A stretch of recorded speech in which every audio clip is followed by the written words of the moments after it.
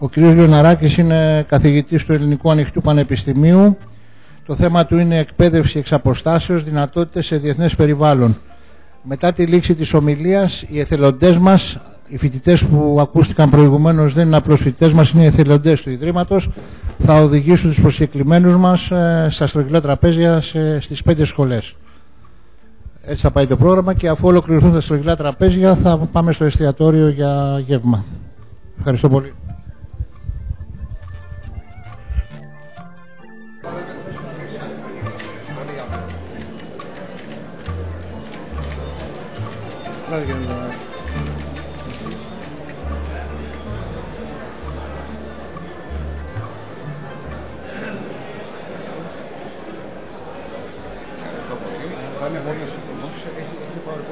Όχι, όχι, βέβαια. Μεταφράζει στα κινέζικα φράση. Πάρα πολύ ωραία. Hello.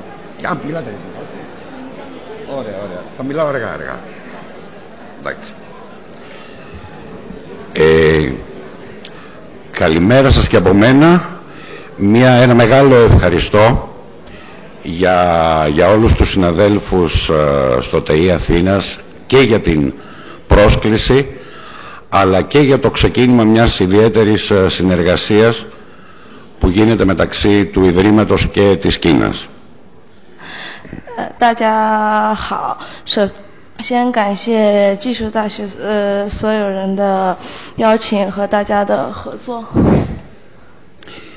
Θα είμαι σύντομος, γιατί ξέρω ότι και τα στρογγυλά τραπέζια είναι πάρα πολύ σημαντικά και πρέπει να γίνουν ουσίας συζητήσεις. Γι' αυτό λοιπόν θα μιλήσω για 2-3 πράγματα για την εξαποστάσεως εκπαίδευση και πώς αυτή αρχίζει και παίρνει σάρκα και οστά, παίρνει ουσιώδη πλέον οντότητα στα ιδρύματα τα οποία τη χρησιμοποιούν.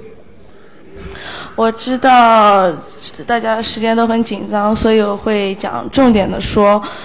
我也知道这些圆桌子会议会很重要，所以我会尽量的挑精华的说。Ένα χαρακτηριστικό που δεν συμβαίνει μόνο στην Ελλάδα, κυρίως έρχεται από τον αγγλόφωνο χώρο αλλά και την Ευρωπαϊκή Ένωση. Αν προσέξετε σε όλες τις οργανώσεις, φορείς, προγράμματα, έρευνα, όλες τις τάσεις που διαμορφώνονται στην Ευρωπαϊκή Ένωση και γενικότερα στον κόσμο για ζητήματα εκπαίδευσης πλέον, δεν υπάρχει πουθενά η λέξη διδασκαλία. Σε όλα υπάρχει λέξη μάθηση.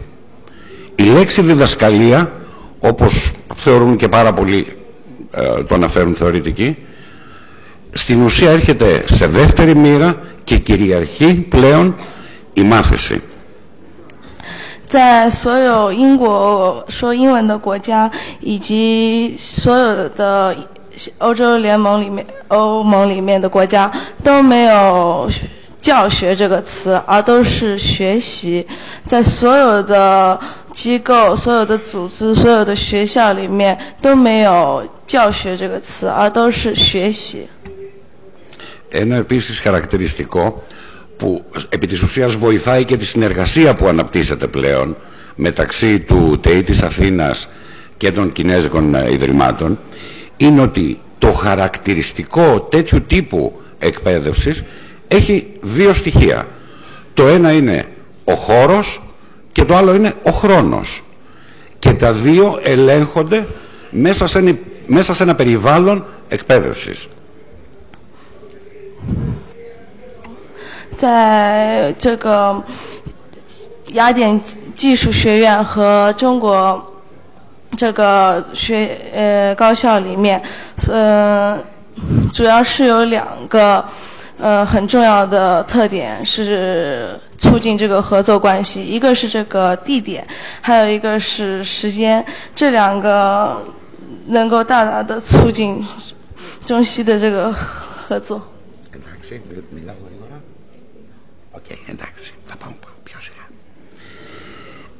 Ένα χαρακτηριστικό που υπήρχε τα τελευταία 2.500 περίπου χρόνια σε όλο τον πλανήτη ήταν η πρόσβαση στην πληροφορία. Δύσκολη, πολύ συχνά αδύνατη και καμιά φορά ανύπαρκτη.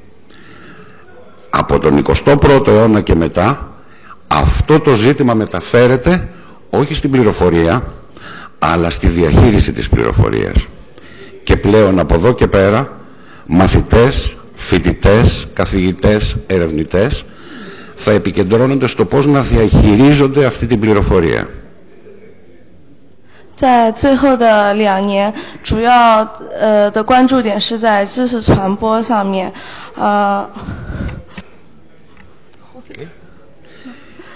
Και για να κλείσω αυτό το μικρό ταξίδι και την καλή μας φίλη να μην την παιδεύω πάρα πολύ, θα ήθελα να πω ότι για πολλά χρόνια, στην ουσία μέχρι το 19ο αιώνα, η εκπαίδευση που υπήρχε στο περιβάλλον πάντα που υπήρχε, είχε να κάνει με το τι μαθαίνουν οι μαθητές μας. 现在主要的重点就是我们的学生到底能学到什么。 Από τις αρχές του 20ου αιώνα μέχρι σήμερα περίπου, με την ανάπτυξη των επιστημών, το τι μαθαίνουν μεταφέρθηκε στο πώς το μαθαίνουν. 从21世纪到现在开始，现在学习的重点是已经不是我们学什么，而是怎么学到这些知识。 Και το τρίτο που διαφαίνεται πλέον από εδώ και πέρα να καθορίζει όλη την πορεία μας, δεν είναι το τι μαθαίνουν, δεν είναι τόσο πολύ το πώς μαθαίνουν, αλλά τι θα είναι ικανοί να κάνουν με αυτά που έμαθαν. 现在的重点也不是我们能学到什么，或者是我们是怎么学到这些知识，而是我们怎么能运用这些知识。 Σας ευχαριστώ πάρα πολύ και εύχομαι καλές συνεδρίες. 非常感谢你们的合作，希望这次会议顺利结束。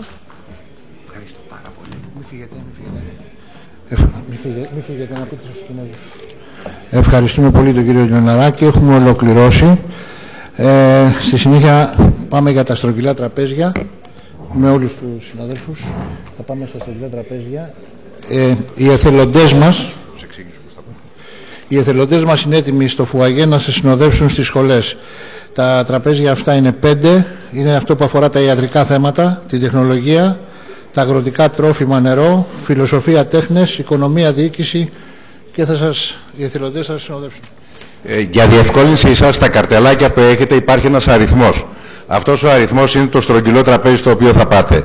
Έξω υπάρχουν φοιτητές με πινακίδες, με ταμπελίτσες που έχουν τον κάθε αριθμό. Ακολουθήστε τους φοιτητές με τον αριθμό που είναι το καρτελάκι σας. 你们的号码牌上有号码，这个号码会指引你们去哪一个桌子上。外面有学生，上面写着拿着一张板，写着你们到底要去哪里。